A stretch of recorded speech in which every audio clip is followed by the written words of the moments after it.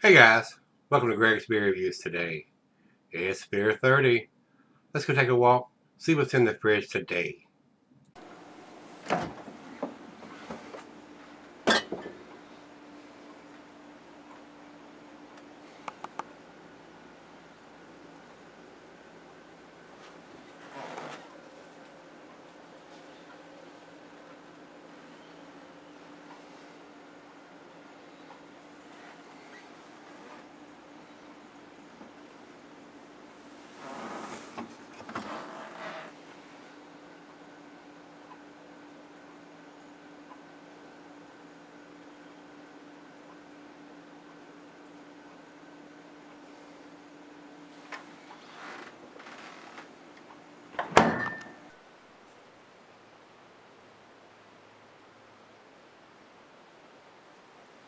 Hello everybody, welcome to Gregsbeerreviews today. I do appreciate you stopping by, and look at here, another treat I'm sure.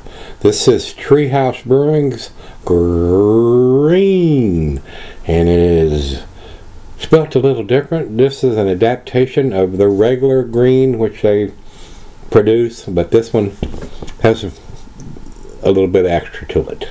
This comes from Greg and Adam. They collaborated. I think Adam went to the brewery and brought it to Greg to ship to me.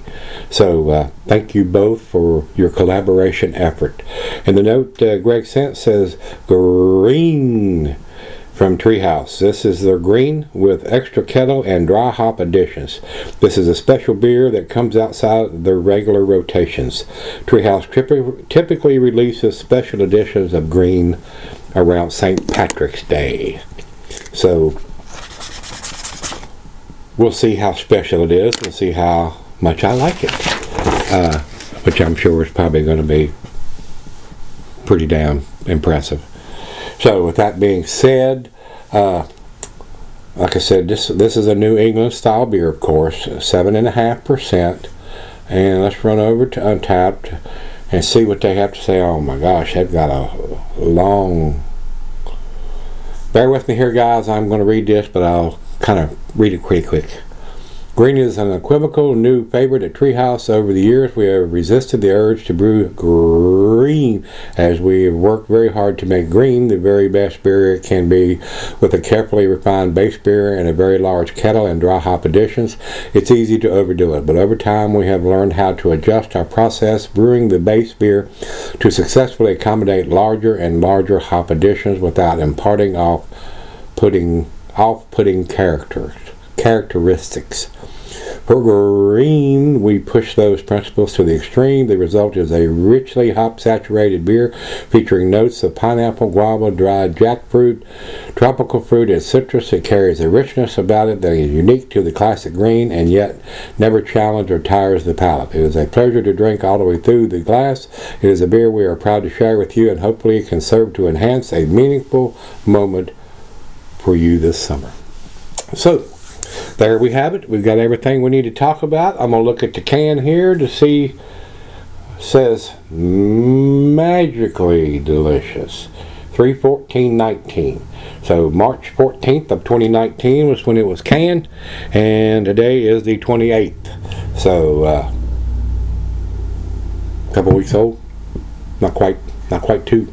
So big 16-ounce can with a plain Jane, almost a plain Jane wrapper, plain Jane can, with a very hard to see and read unless you're holding it to the light. To me, some of their labels leave it a little bit to be desired. Very hard to see, very hard to read. I'd make them think as colorful as I could to draw your attention to the shelf, but it's just me. Alright, into the glass we're going to go. Very hazy coming out, and it looks like it's pouring a big head, so we're going to back off on that aggressive pour. Looks like this thing may produce a monster head here. Yeah, it is very cloudy, very hazy coming out of the can. Very much looks like a New England style beer, for which it is. Alright, couldn't get it all in there. Not quite 2 fingers ahead, but pretty damn close. It looks just like a glass of orange juice, guys. These guys make some really close resembling beers to orange juice. Some of them are a little bit lighter color, like half and half, grapefruit and orange, and some of them are a little thinner, just like grapefruit juice. But these guys seem like most of the stuff they produce looks just like a glass of orange juice. Other than having that big monster head on it, and looking at it, it looks like a glass of orange juice. Yeah, it does. So, very nice. Looks very delicious. Let's get it to the nose. Citrusy notes, has some grapefruit, with some stone fruit in there. Maybe some mango, a little bit of pine. Smells awesome, guys. Got a nice sweetness to it. Let's dive in. Cheers, everybody. Cheers, Adam. Cheers, Greg. Thank you both.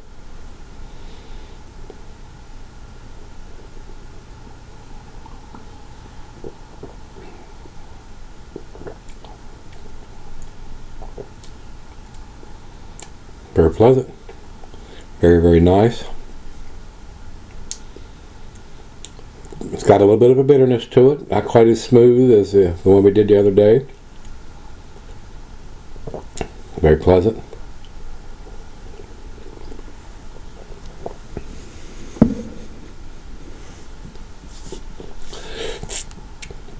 This one's got a little bit stronger IBUs to it, to me.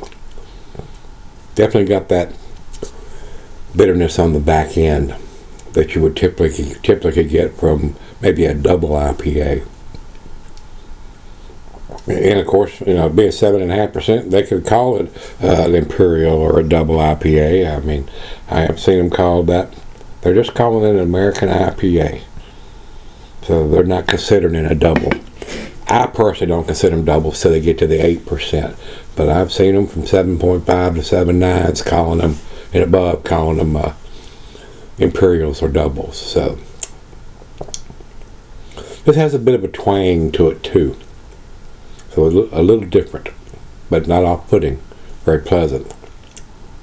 Well, let's do the back end pour.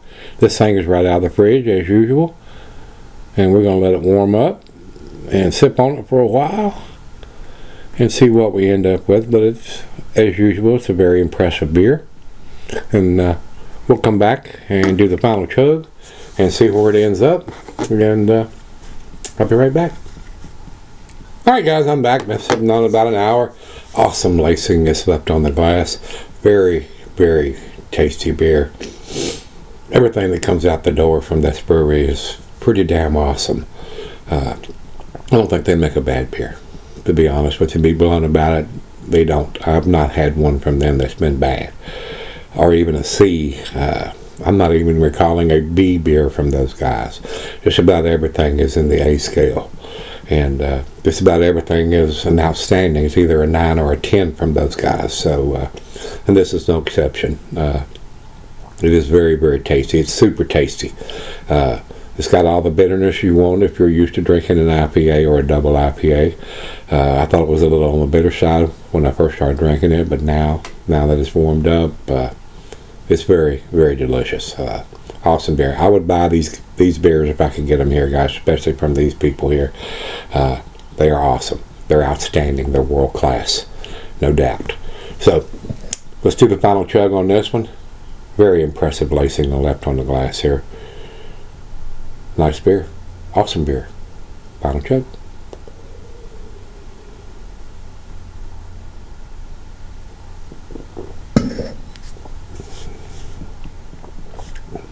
This one has a little bit of a twang to it, but it's still very pleasant. Very well made. Alcohol's very well hidden. Super aroma and taste. Outstanding, guys. I mean, no other way to put it. It is a 10 beer, no doubt. So these beers coming out of the brewery are exceptionally well made. They know how to produce these style of beers very, very well. I keep saying that, but it's awesome. I'm just super impressed. Everything that comes to me from this brewery. So 10 for me, 100. Over to Beer Advocate, they have it at 4.61. Probably one of the best numbers. Once you get up into the 4.6s, that's almost a 5 in their scale. And over to Untapped has it at 4.62. Probably the best numbers you're going to see from those two sites. Once you get into the 4.6s, that's usually, it doesn't get a whole lot better than that. I may have seen a 4.65 from Untapped, but not very damn often. So it's definitely worth picking up if you can get your hands on it or trade for it, guys. That's where I want to put it, especially if you like these hazy New England style beers. Very well done. So that's where I'm going to leave it. If you've had the green from them, let me know what you think. Till we meet again, let's go see what's in the fridge.